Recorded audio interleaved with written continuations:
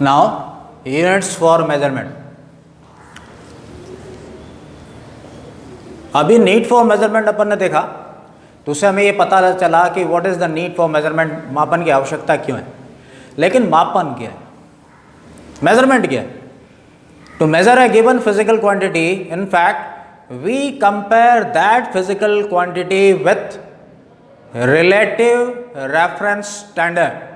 That relative reference standard is called unit. जो भौतिक राशि हमें दी गई है, जिसका मापन हमें करना है, हम क्या करते हैं, उस भौतिक राशि का उसी से संबंधित एक जो मानक मान होता है, उस मानक मान से तुलना करते हैं। ये जो मानक मान है, जिसको अंग्रेजी में रेफरेंस स्टैंडर्ड कहते हैं, इसको हिंदी में यूनिट कहते हैं, मात्रक कहते हैं। इसको हिंदी में मात्रक कहते हैं। अगर हम रेफरेंस स्टैंडर्ड की बात करते हैं, अगर हम रेफरेंस स्टैंडर्ड की बात करते हैं, मात्रक की बात करते हैं, तो इसको कैसा होना चाहिए? कुछ इसकी प्रॉपर्टीज होनी चाहिए। आप देखें क्या प्रॉपर्टीज होनी चाहिए, बुक में आप देखें, थोड़ी जानने का प्रयास करें। कुछ मैं आपको बताता हूँ। न तो इनको बहुत बड़ा होना चाहिए, न इनको बहुत छोटा होना चाहिए। अगर हमें कोई एक छोटी चीज़ मेज़र करनी है और हमारे पास स्टैंडर्ड रेफरेंस बहुत बड़ा है, मात्रक बहुत बड़ा है, तो क्या हमारे लिए सुविधाजनक होगा? डेफिनेटली नहीं होगा। Means the unit should be convenient to use. जो मात्रक है उसका उपयोग आसानी से किया जा सके, ऐसा होना चाहिए।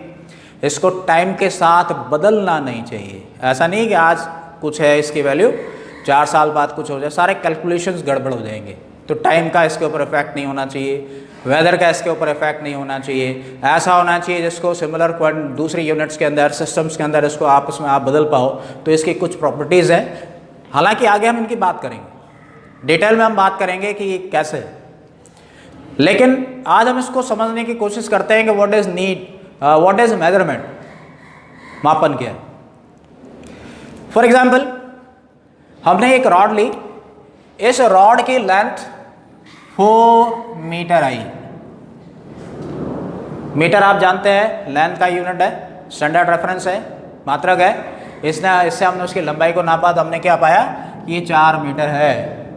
तो हमने क्या किया, हमने मीटर से दी गई रॉड की कंपैरिजन की, उसकी तुलना की। तुलना करने पर 2 चीज़ें हमें मिली, एक तो जो यूनिट हमने यूज़ की है, और एक दूसरी चीज़ जिसको न्यूमेरिकल वैल्यू कहते हैं। तो जब हम किसी भी फिजिकल क्वांटिटी को मेजर करते हैं, उसकी कंपैरिजन रेफरेंस स्टैंडर्ड से, यूनिट से करते हैं, तो हम क्या करते हैं, ये देखते हैं कि वो कितनी बार उसके अंदर आया है।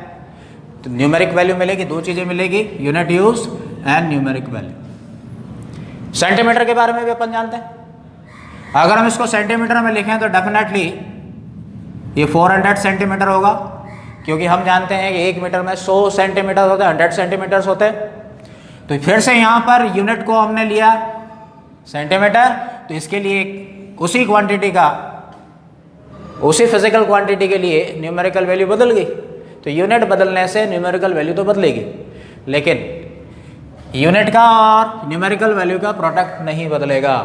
तो इन जनरल अगर हम ये मानें कि Q एक कोई फिजिकल क्वांटिटी है जिसको हम U1 यूनिट में मेजर करते हैं, तो न्यूमेरिकल वैल्यू L1 आती है।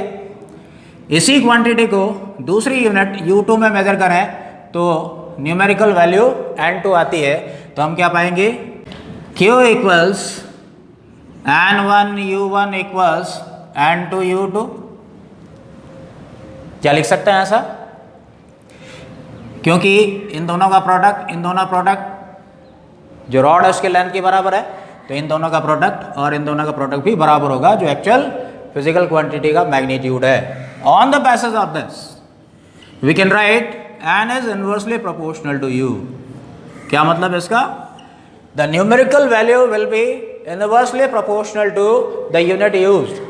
जिस मात्रक का हम उपयोग करेंगे और जो हमें संख्यात्मक मान मिलेगा, संख्यात्मक मान मात्रक के हमेशा व्युत्क्रमानुपाती होगा। व्युत्क्रमानुपाती या इनवर्सली प्रोपोर्शनल का मतलब हम जानते हैं, मतलब बड़ी यूनिट लेंगे न्यूमेरिकल वैल्यू कम आएगी, छोटी यूनिट लेंगे न्यूमेरिकल वैल्यू ज़्यादा आएगी। हमने मीटर लिया जो सेंटीमीटर से बड़ा है तो न्यूमेरिकल वैल्यू 4 आई, लेकिन सेंटीमीटर लिया जो मीटर से छोटा है तो छोटा होते ही न्यूमेरिकल वैल्यू बढ़ गई 400 हो गई, लेकिन इन दोनों का प्रोडक्ट उस रॉड की लेंथ के बराबर ही है।